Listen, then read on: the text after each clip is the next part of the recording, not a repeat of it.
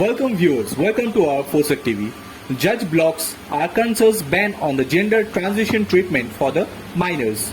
A US federal judge overturned the Arkansas law bars doctors from providing gender transition treatment for transgender youth. The southern state was first in the nation to pass such a law blocking minors' access to hormonal or surgical treatments. At least 19 other states have imposed similar bans on the 2 years since. But Tuesday ruling found Arkansans have failed to prove its law was about protecting children. The state leadership has vowed to appeal against the ruling. The decision by U.S. District Judge J. Moody may have implications for the similar measures in other Republican-labeled states. During an 8-day trial over the ban, the judge heard from children, parents, and physicians who said the children's lives has changed for the betterment as the result of transitioning treatment. The state meanwhile called for expert witnesses who has questioned the safety of such treatments and the reliability of the research on gender dysphoria, as well as 2 adults who had de-transformed.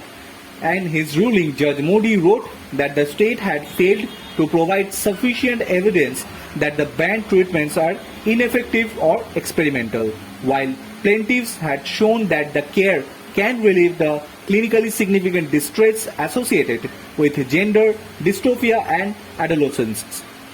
He said banning hormone treatment, puberty blockers, or surgery for anyone under 18 violated the rights of transgender children and their families under the U.S. Constitution. Arkansas Attorney General Tim Giffen said the state would appeal, adding, "There is no scientific evidence that any child will benefit from this procedures while consequences are harmful and often permanent." Arkansas Republicans brought the law in April 21st, overriding a veto by the government A.A.J. Hutchinson, a Republican who criticized as it is a vast government overreach. Supporters of bill argued it was necessary to regulate medical decisions with harmful and often permanent consequences for the youth people. Non-profit group of American Civil Liberties Union challenged the law on behalf of 4 transgender teenagers, their families, and 2 doctors.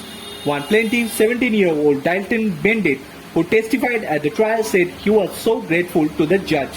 "My mom and I wanted to fight this law just to protect my health care, but also ensure that transgender people like me can safely and fully live our truths," he said.